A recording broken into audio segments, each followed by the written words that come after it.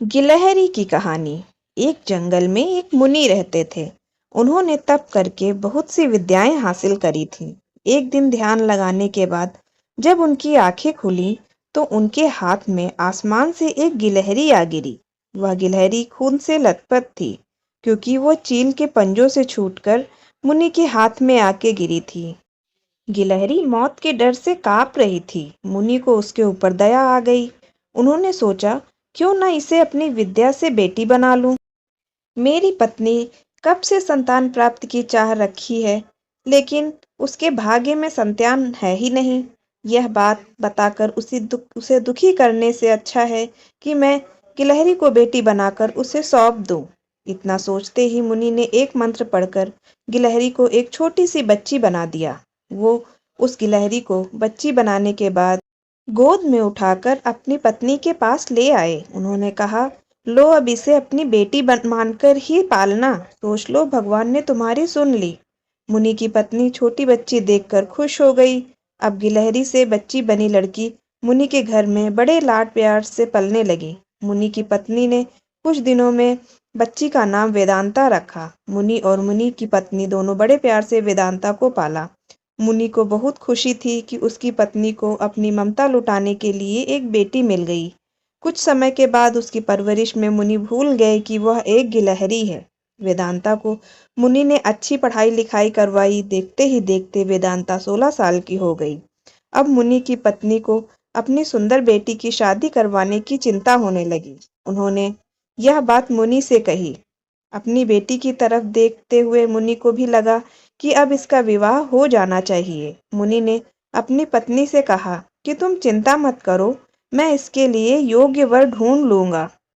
मुनि को लगा कि मेरी बेटी बहुत सुंदर है और उसकी शिक्षा दीक्षा भी अच्छी हुई है, इसलिए उन्होंने अपनी सिद्धि से सूर्यदेव को पुकारा।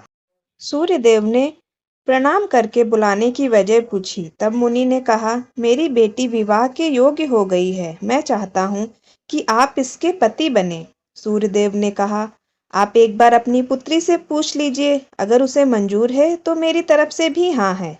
तब वेदांता बोली, पिताजी यह बहुत गर्म है, मैं इनके पास नहीं जा पाऊंगी और ना ही इन्हें देख पाऊंगी। मुनि ने वेदांता से कहा, कोई बात नहीं, हम दूसरा वर देख लेंगे। तभी सूर्यदेव ने कहा, हे मुनिवर, मुझसे श्रेष्ठ बादल हैं, आप उनसे बात कीजिए, वह मेरे प्रकाश को भी ढक देते हैं। मुनि ने अब बादल को याद किया। बादल गरजते हुए मुनि के पास पहुंचे और उन्हें नमस्कार किया। इस बार मुनि ने वेदांता से पूछा, क्या तुम्हें यह वर पसंद है? वेदांता ने जवाब दिया, पिताजी, मेरा रंग गोरा है और इनका काला, हमारी जोड़ी अच्छी नहीं लगेगी। तब बादल ने मुनि से कहा, आप पवन देव को बुलाइए, वो मुझसे श्रेष्ठ हैं।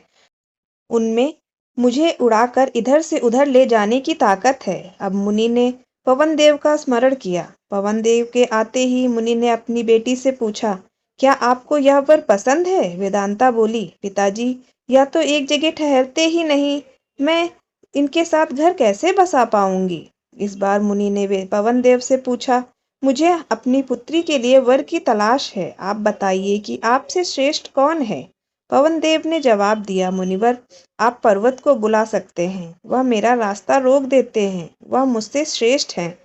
तुरंत मुनि ने पर्वत को पुकारा। पर्वत को देखते ही वेदांता बोली, यह तो पत्थर है, इनका दिल भी पत्थर का ही होगा, इनसे विवाह कैसे हो पाएगा पिताजी? मुनि ने हाथ जोड़कर पर्वत से पूछा, आपसे श्रेष्ठ कौन है?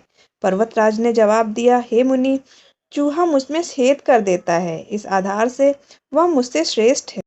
इतना कहते ही पर्वत देव के कान से चूहा नीचे कूदा। वेदांता ने जैसे ही चूहे को देखा, वह खुशी के मारे उछल पड़ी। उसने कहा, पिताजी, यही मेरा वर बनना चाहिए, मुझे यह पसंद है, इसकी पूंछ कान सब कुछ कितना प्यारा है। मुनि ने सोचा, ओ, मैंने एक गिलहरी को मंत्र विद्या से इंसान तो बना दिया, लेकिन इसका दिल अभी भी गिलहरी वाला है। मुनि ने तुरंत वेदांता को गिलहरी बनाया और उसका विवाह चूहे से करवा दिया। विवाह के बाद दोनों खुशी खुशी रहने लगे। तो बच्चों, इस कहानी से हमें क्या सीख मिलती है कि इंसान चाहे बाहर से कितना भी बदल जाए, लेकिन उसका दिल वैसा का वैसा ही रहता है। एक समय की बात है, एक गांव में एक लोमड़ रहा करता था। वह बहुत ही चालाक दिखाई पड़ता था। उस लोमड़ से जंगल के सभी जीव जंतु परेशान रहते थे, क्योंकि वह आए दिन उन सभी को परेशान करता था, उनके साथ धोखा करता था, उनके खाने पीने की वस्तुएं चुरा लेता था। वह दूसरों को खाना चुराकर बड़े आराम से खाता था। एक दिन उसके मन में ख्याल आया कि मैं इस जंगल का खाना खा खाकर बहुत परेशान हो गया हूँ। अभी मैं जंगल से बाहर जाकर कुछ मीठा खाता हूँ। उसके बाद वह लोमड़ जंगल से बाहर चला जाता है। जंगल के बाहर जाने के बाद उसको एक गन्ने का खेत दिखाई पड़ता है। वह सोचता है कि आज तो मैं पेट भर के गन्ने खाऊंगा।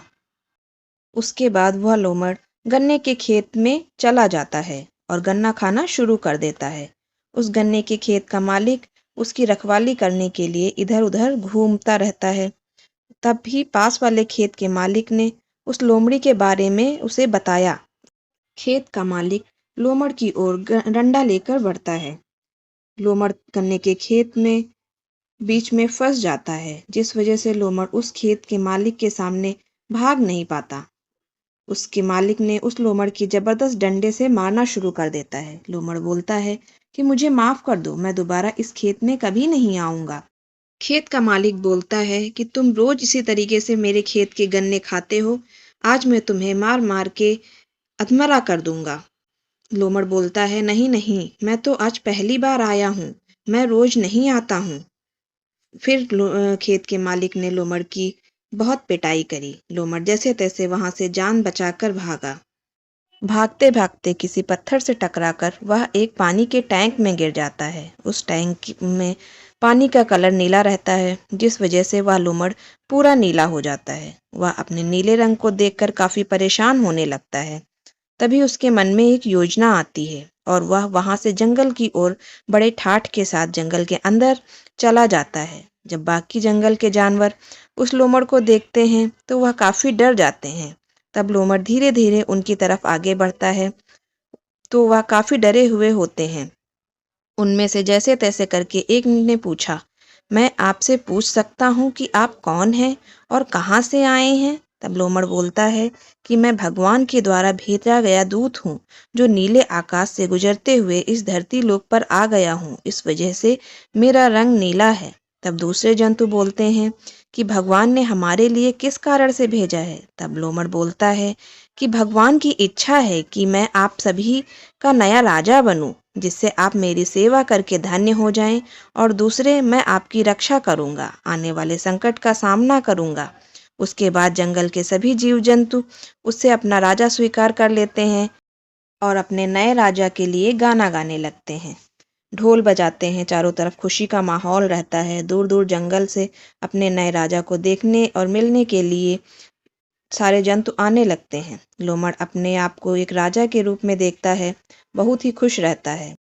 तभी एक लोमड़ी टोली भी अपने राजा से मिलने के लिए आती है और लोमड़ी टोली अपनी आवाज से राजा का स्वागत करती है। राजा भी ठहरा एक लोमड़, वह भी बाकी लोमड़ियों की तरह आवाज में आवाज निकालने लगता है। उसके बाद सभी जंगल वासियों को पता चल जाता है कि यह तो लोमड़ है। उसके बाद हाथी बोलता है कि लोमड़, तुमने आज तो हद कर दी, आज तुम बचकर नहीं जा सकते। सभी जानवर मिलकर उसकी पिटाई करने लगते हैं। पिटाई करने के बाद लोमड़ परेशान होकर उन सभी जानवरों से माफी मांगता है। मेरे जंगल के प्यारे दोस्तों, मुझे माफ़ कर दो, मैं आगे से आपको किसी प्रकार से परेशान नहीं करूँगा। इस बात को सुनकर जंगल के सभी जानवर दया दिखाते हुए उसे माफ़ कर देते हैं और सभी अपने अपने स्थान पर चले जाते हैं। इस प्रकार से मूर्ख लोमड़ को सभी जानवरों ने मिलकर सबक सिखाया। तो बच्चों, इस कहानी से हमें क्या शिक्षा मिलती है कि हंसी मजाक उतनी ही करनी चाहिए जितना लोग सुन सकें। घमंडी बैल। एक समय की बात है, एक जंगल में एक घमंडी बैल रहता था। वह अपने बड़े आकार और ताकत पर बहुत घमंड करता था। वह अन्य जानवरों को छोटा समझता था और उनका मजाक उड़ाता था। एक दिन बैल जंगल में घूम रहा था। वह अपने बड़े आकार और ताकत का प्रदर्शन कर रहा था। तभी उसकी नजर एक छोटी सी चींटी पर पड़ी। बैल ने चींटी को देखा और हंसने लगा। तुम क्या हो, छोटी सी चींटी? बैल ने कहा, तुम इतनी छोटी हो कि तुम मुझे छू भी नहीं सकती। चींटी ने बैल की ओर देखा और कहा, मैं छोटी हो सकती हूँ, लेकिन मैं तुम्हारी तुलना में कहीं अधिक मजबूत हूँ। बैल को चींटी की बात पर हंसी आ गई। उसने कहा, तुम मजबूत कैसे हो सकती हो? तुम तो इतनी छोटी हो कि तुम एक तिनके को भी नहीं उड़ा सकती। चींटी ने कहा, मैं तुम्हें दिखाऊंगी कि मैं कितनी मजबूत हूँ। चींटी ने बैल से कहा कि आसपास के कई गांवों में मुझसे तेज कोई भी नहीं दौड़ सकता है। अगर तुम में हिम्मत है तो तुम मेरे साथ शर्त लगा सकते हो। बैल हंसने लगा और सोचा, भला एक चींटी मुझे कैसे हरा सकती है, और यदि इसने मुझे हरा भी दिया तो मैं अपने पैरों के नीचे इसको कुचल दूंगा। वह शर्त के लिए मान गया। चींटी और बैल की रेस तय की गई। चींटी एक छोटे से पत्ते पर खड़ी हुई थी। सारे जानवरों को चिंता हो रही थी, पर सारे जानवर दिल से चाहते थे कि चींटी जीत जाए और इस बैल का घमंड टूट जाए। हाथी ने हुंकार मारकर रेस शुरू करी। हाथी ने जैसे ही हुंकार मारी, उसकी हवा से चींटी उस पत्ते के साथ बहुत तेजी से हवा में उड़ती चली गई और वह दौड़ के अंतिम स्थान पर पहुंच गई। बेचारा बैल दौड़ रहा था। उसे लगा चींटी तो अभी पीछे ही है। वो दौड़ते दौड़ते दौड़ते दौड़ते जब तक अंतिम स्थान पर पहुंचा तो उसने देखा कि चींटी तो वहां पहले से ही पहुंच गई है। उसे बहुत गुस्सा आया। उसने अपने पैर के नीचे चींटी को दबाने का प्रयास किया, लेकिन जैसे ही उसने चींटी को दबाने के लिए पैर उठाया, पैर की हवा से चींटी और आगे चली गई और उसके पैर के नीचे कुछ भी नहीं आया। बैल ने बहुत बार कोशिश करी, लेकिन वो सफल नहीं हुआ। तब बैल को अपनी गलती का एहसास हुआ। उसने चींटी से माफी मांगी और कहा, तुम सही थी, मैं तुम्हारी तुलना में कहीं ज्यादा मजबूत नहीं हूँ। चींटी ने कहा, घमंड करना अच्छा नहीं है। हमें हमेशा दूसरों का सम्मान करना चाहिए, चाहे वो हमसे बड़े हों या छोटे ही क्यों ना हों। बैल ने चींटी की बात मान ली और उसने कभी भी घमंड नहीं किया। वह सभी जानवरों के साथ सम्मान से पेश आने लगा। तो बच्चों, इस कहानी से हमें क्या सीख मिलती है? घमंड करना अच्छा नहीं है। हमें हमेशा दूसरों का सम्मान करना चाहिए, चाहे वो हमसे छोटे हों या फिर हमसे बड़े हों। एक हिरन और एक कौवा पक्के दोस्त थे। एक दिन कौवे ने हिरन को एक शियार के साथ खेलते हुए देखा। कौवे ने अपने दोस्त हिरन को समझाया कि शियार पर भरोसा नहीं करना चाहिए, क्योंकि शियार बहुत ही चालाक जानवर माना जाता है और वह मौका पड़ने पर हिरन को धोखा देगा। हिरन ने कौवे की सलाह पर ध्यान नहीं दिया और शियार की मीठी मीठी बातों में आकर उसके साथ ही ज्यादातर समय खेलने लगा। एक दिन शियार हिरन को बातों में फंसाकर एक खेत में ले गया। हिरन शियार की बातों में आकर खेत में चला तो गया, लेकिन हिरन वहां लगे जाल में फंस गया। जाल में फंसकर हिरन रोने लगा और शियार से मदद मांगने लगा। लेकिन शियार ने हिरन से कहा कि मैं तो किसान को बुलाने जा रहा हूँ, वह आएगा और तुम्हें पीट पीट के मार डालेगा। फिर वह तुम्हारे मर जाने पर मुझे तुम्हारे गोश्त का हिस्सा देगा। हिरन शियार की ऐसे बातें सुनकर जोर जोर से चिल्लाने लगा। कौवे ने अपने दोस्त की चिल्लाने की आवाज सुनी तो वह तुरंत उसकी सहायता के लिए आ गया और उसने हिरन से कहा कि वह ऐसे लेट जाए जैसे कि वह सचमुच में मर गया है और किसान के आने पर सांस तक ना ले। थोड़ी ही देर में शियार की आवाज सुनकर किसान वहां आ गया। उसने देखा कि हिरन तो मरा पड़ा है और किसान ने जाल खोल दिया। जाल खुलते ही हिरन को मौका मिल गया और वह तुरंत छलांग लगाकर वहां से भाग गया। यह देख गुस्साए किसान ने शियार की पिटाई कर दी और उसे बुरी तरह पीटकर वहां से भगा दिया। तो बच्चों, इस कहानी से हमें क्या शिक्षा मिलती है कि हमें अच्छे दोस्तों और बुरे दोस्तों में फ़र्क समझ आना चाहिए, नहीं तो हम धूर्त और मीठी जबान वाले दोस्तों की बातों में आकर अपना ही नुकसान कर बैठेंगे। समय का सदुपयोग। सोनू और वाणी के एनुअल एग्जाम आने वाले थे। अरे, तुम अभी तक पढ़ रही हो वाणी? चलो खाना खाते हैं। बस थोड़ा सा प्रोजेक्ट बचा है, नहीं तो टीचर डांटेगी। और अगले हफ्ते से एग्जाम भी तो शुरू हो रहे हैं, वाणी ने सोनू से कहा। वाणी बहुत ही मेहनती और समय का सदुपयोग करने वाली बच्ची थी, जबकि उसका भाई सोनू बहुत ही लापरवाह और शैतान था। हर काम को कल पर टालता था। तुम्हारा प्रोजेक्ट हो गया सोनू? अभी प्रोजेक्ट से या तो 6 पीरियड में देना है। अभी तो 2 पीरियड बचे हैं, मैं झट से कर लूँगा। अब जल्दी आओ, भूख लगी है और खेलना भी तो है। अरे रुको, सुनो, नहीं करोगे तो मैडम डांटेंगी, वाणी ने सोनू से कहा। सोनू और वाणी ने मम्मी पापा सोनू को हमेशा वाणी का उदाहरण देकर समझाते थे। देखो सोनू बेटा, अब तुम बड़े हो गए हो, खेल के साथ साथ तुम्हें अपनी पढ़ाई पर भी ध्यान देना चाहिए। सोनू की माँ ने सोनू से कहा। हाँ मम्मी, कल से पक्का। सोनू, समय का सदुपयोग करना अपनी बहन से सीखो। वह समय से खेलती है, समय से पढ़ती है, आज का काम कल पर कभी नहीं टालती, सोनू के पापा ने कहा। आप देखना, कल से मैं पक्का ऐसा ही करूंगा। अभी जाऊं खेलने प्लीज। सोनू की लापरवाही दिन पर दिन बढ़ती ही जा रही थी और आखिरकार एग्जाम के दिन भी नजदीक आ ही गए। सोनू और वाणी की परीक्षा में अब केवल 2 ही दिन बाकी थे। बच्चों, अगले सोमवार से तो तुम दोनों की परीक्षाएं शुरू हो रही हैं ना। खूब मन लगाकर पढ़ो और अच्छे से परीक्षा दो। सोनू, मुझे तुम्हारी बहुत चिंता हो रही है बेटा। तुम हमेशा आज का काम कल पर टाल देते हो। पढ़ाई कल पर नहीं टालना। वाणी की तरह सभी पाठ समय से पढ़ लेना, ठीक है? सोनू के पापा ने कहा। अरे पापा, परीक्षा में अभी पूरे 2 दिन बाकी हैं, मैं झट से पढ़ लूंगा सब कुछ। अभी तो मैं खेलने जा रहा हूँ, जब तक खेलूंगा नहीं तब तक पढ़ाई भी समझ नहीं आएगी।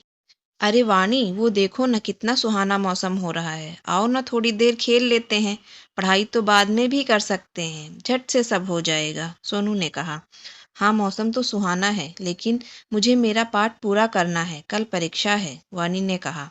अरे इस मौसम में तो खेलने का मजा ही कुछ और है, तुम पढ़ती रहो, मैं तो चला खेलने। कुछ देर बाद वाणी ने देखा, सुहाना मौसम धीरे धीरे आंधी तूफान का रूप ले रहा है और काले बादल उमड़ रहे हैं, मानो बारिश कभी भी हो सकती है। बारिश का मौसम देख वाणी को चिंता होने लगी कि अगर बारिश हो गई तो उसका पाठ कैसे पूरा होगा, क्योंकि बारिश होने पर कई बार घर की बिजली कट जाती है। तभी उसने अपने घर की खिड़की से सोनू को आवाज दी, सोनू, सोनू, सोनू।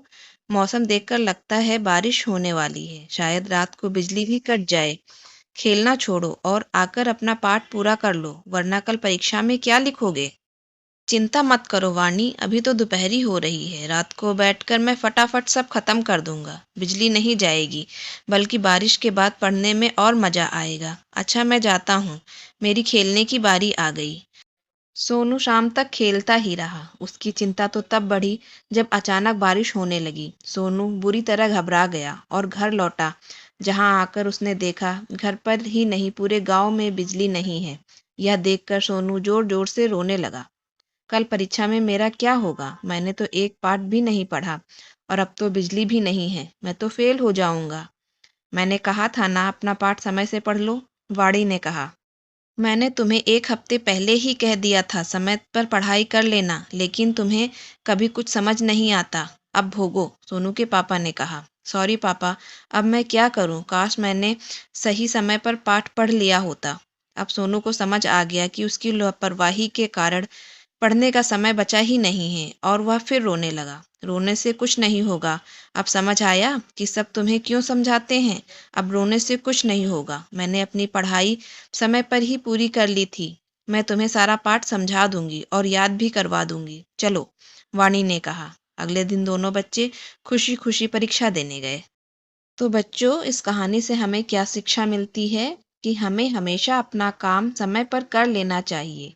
काम टालने के बाद में हमारे पास उस काम को करने का समय नहीं रहता और हम दुखी रहते हैं। बाद में पछताने से अच्छा है अपना काम समय पर कर लिया जाए।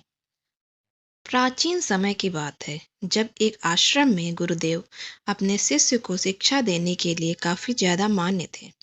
गुरुदेव उन सभी को शिक्षा देकर देश के कल्याण के लिए भेज देते थे। एक दिन शाम के समय अपने 3 शिष्यों को अपने पास बुलाते हैं।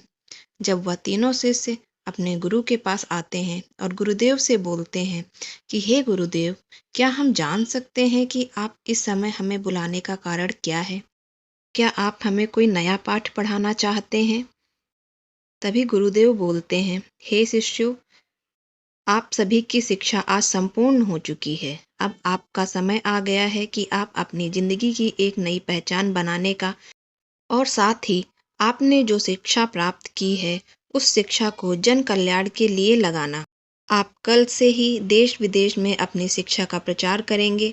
आवश्यकता अनुसार अपनी शिक्षा का उपयोग करके जन कल्याण में योगदान देंगे। इतना कहने के बाद उन तीनों शिष्यों को सोने के लिए भेज देते हैं। रात के समय उन तीनों के साथ एक उनका दोस्त भी उनके पास बैठ जाता है और बोलता है कि कल से आप तीनों आश्रम से विदाई ले रहे हैं, क्या मैं भी आपके साथ चल सकता हूँ? अब एक ब्राह्मण पंडित शिष्य बोलता है कि आपने अभी तक पूरी शिक्षा प्राप्त नहीं की है, इसलिए आप हमारे साथ नहीं आ सकते। उसके बाद उनका दोस्त बोलता है कि आपने शिक्षा अच्छे से प्राप्त की है, आपके साथ रहूंगा तो मैं भी जल्दी से आपसे शिक्षा ग्रहण कर लूंगा। उसके बाद तीनों पंडित बोलते हैं कि तुम्हारे पास शिक्षा कम है, इसलिए जब हम आपको लेकर जाएंगे तो हमारी हंसी होगी, इसलिए तुम यहीं रहो। तब वह दोस्त बोलता है कि आप उनको ऐसे बोलना कि यह हमारा नौकर है। अब तो ठीक है, अब तो मैं साथ चल सकता हूँ। अब तीनों ब्राह्मण दोस्त उस दोस्त को भी अपने साथ लेकर सुबह जंगल की ओर निकल जाते हैं। जंगल में चलने के बाद उन तीनों ब्राह्मण को भूख लगने लगती है। तब एक ब्राह्मण बोलता है कि काफी समय हो गया चलते हुए, कुछ खाना खा लेना चाहिए। पास ही एक पेड़ पर फल लगे हुए थे। वो तीनों ब्राह्मण उस पेड़ पर लगे फल तोड़ना चाहते हैं, पर पेड़ ऊंचाई पर होने के कारण वह फल उनके हाथ नहीं लगते। तो उनका दोस्त बोलता है कि मेरे पास एक आइडिया है, इससे आप फल खा सकते हो। तब एक पंडित बोलता है कि हमसे ज्ञानी नहीं हो जिससे आपके पास विचार है। उसके बाद उनका दोस्त उस पेड़ पर चढ़कर वह फल तोड़कर उन लोगों को खिलाता है। तब वह बोलता है कि मैं आपसे किताबी ज्ञान में कम हूँ, लेकिन किस समय किस ज्ञान का प्रयोग करना है उसका काफी अच्छे से ज्ञात है। उसके बाद तीनों आगे चलते हैं। जंगल में काफी आगे चलने के बाद उन्हें एक हड्डियों का कंकाल देखने को मिलता है, जिसे चारों उस हड्डियों के कंकाल को देखकर चर्चा करने लगते हैं कि यह हड्डियों का कंकाल किसका है। यह हड्डियां अलग अलग हुई हैं। एक ब्राह्मण बोलता है कि यह शेर का कंकाल है, दूसरा बोलता है नहीं, यह किसी अन्य जानवर का है। इसको साबित करने के लिए वह अपनी शिक्षा का उपयोग करते हैं जो उन्हें गुरु द्वारा दी गई थी। उसके बाद एक पंडित बोलता है कि ऐसे इसका पता नहीं लगेगा, इसका पता हम अपनी शिक्षा के माध्यम से ही लगा सकते हैं, और मैं वह शिक्षा जानता हूँ जिससे इन सभी हड्डियों को एकत्रित करके कंकाल में बदल सकता हूँ। एक पंडित बिखरी हुई हड्डियों को अपनी शिक्षा से एक कंकाल तैयार कर देता है जो पहले उस जानवर का था। उसके बाद दूसरा पंडित बोलता है, मेरे पास गुरुदेव के द्वारा दी गई ऐसी शिक्षा है जिससे मैं उस शिक्षा का उपयोग करके इससे पता लगा सकता हूँ कि यह कंकाल किसका है। उसने अपने गुरुदेव की शिक्षा का उपयोग करके उस कंकाल पर मांस और खाल लगा देता है, जिससे पता चल जाता है कि यह कंकाल एक शेर का है।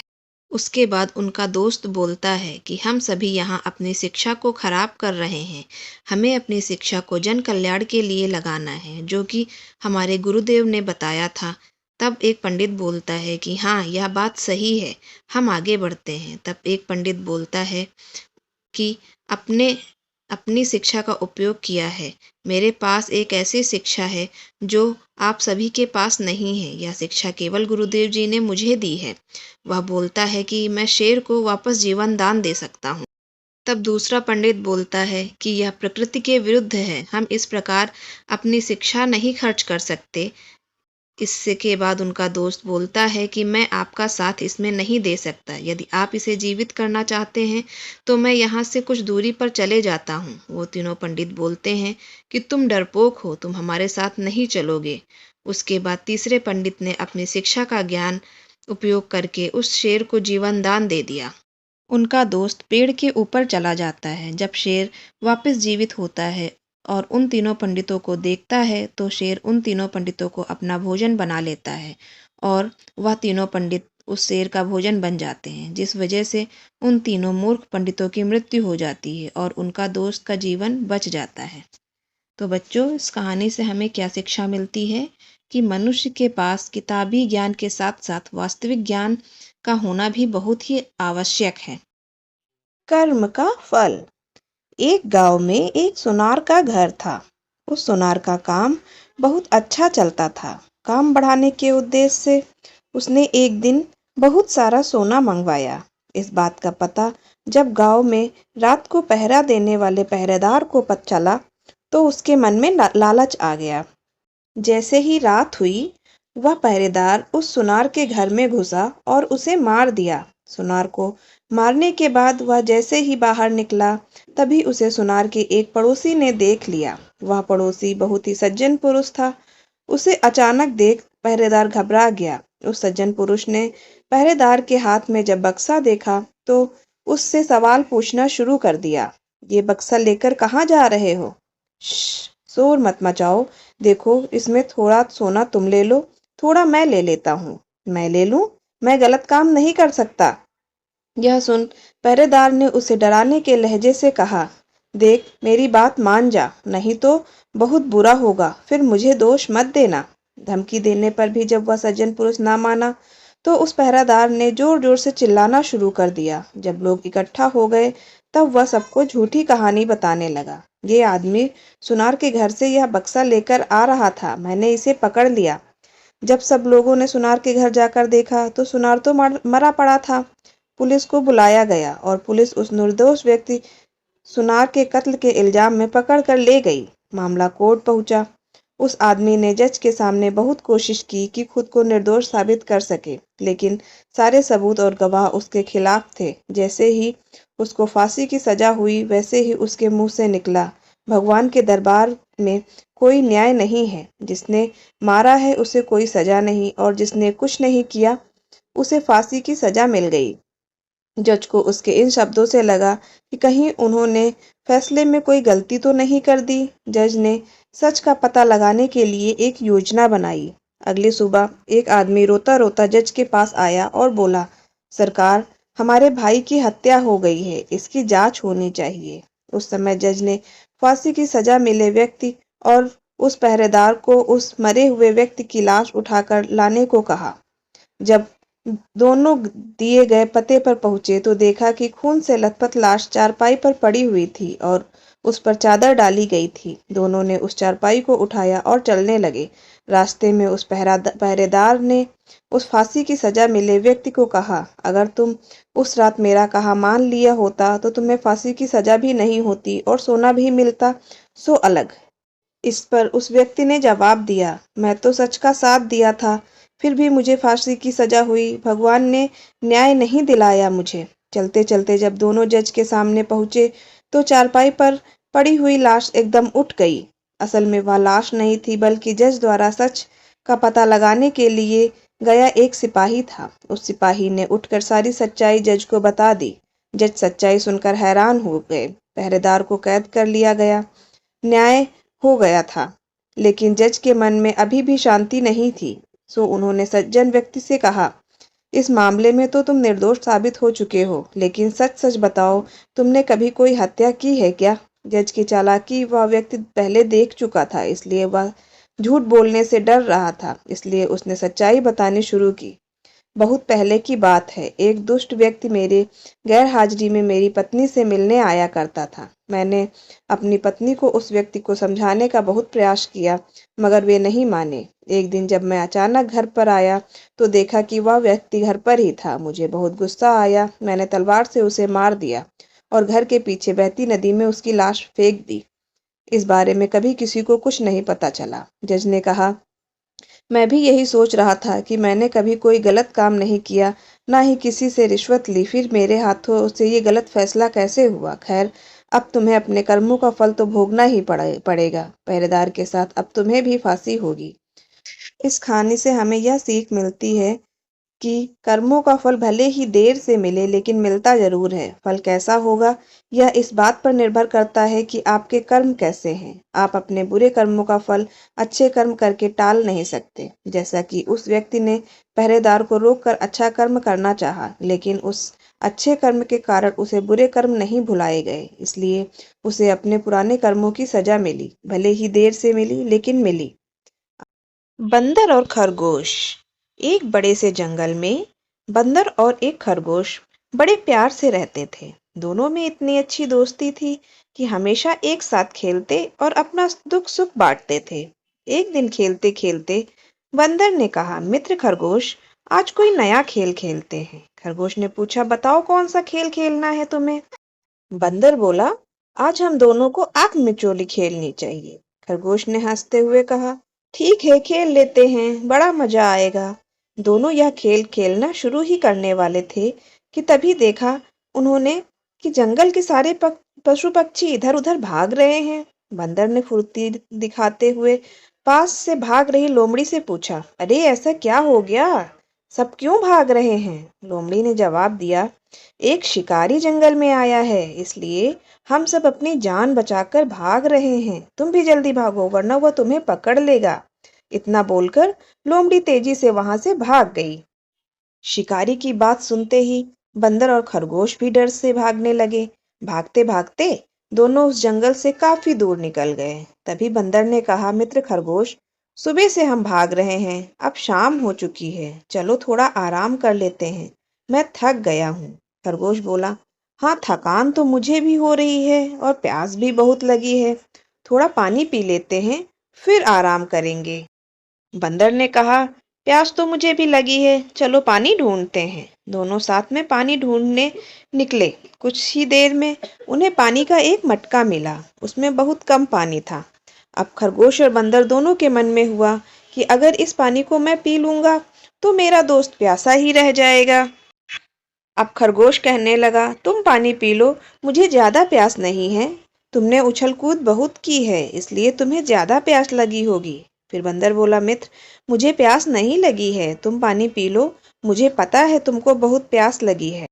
दोनों इसी तरह बार बार एक दूसरे को पानी पीने के लिए कह रहे थे। पास से ही गुजर रहे हाथी थोड़ी देर के लिए रुका और उनकी बातें सुनने लगा। कुछ देर बाद हंसते हुए हाथी ने पूछा, तुम दोनों पानी क्यों नहीं पी रहे हो? खरगोश ने कहा, देखो ना हाथी भाई, मेरे दोस्त को प्यास लगी है लेकिन वो पानी नहीं पी रहा है। बंदर बोला, नहीं नहीं भाई, खरगोश झूठ बोल रहा है, मुझे प्यास नहीं लगी है, इसको प्यास लगी है, लेकिन यह मुझे पानी पिलाने की जिद कर रहा है। हाथी यह दृश्य देखकर बोलने लगा, तुम दोनों की दोस्ती बहुत गहरी है, हर किसी से लिए यह एक मिसाल है। तुम दोनों ही इस पानी को क्यों नहीं पी लेते? इस पानी को आधा आधा करके तुम दोनों पी सकते हो। खरगोश और बंदर दोनों को हाथी का सुझाव अच्छा लगा। उन्होंने आधा आधा करके पानी पी लिया और फिर थकान मिटाने के लिए आराम करने लगे। इस कहानी से हमें क्या सीख मिलती है कि सच्चे दोस्त हमेशा एक दूसरे का ख्याल रखते हैं। सच्ची दोस्ती में स्वार्थ की कोई जगह नहीं होती।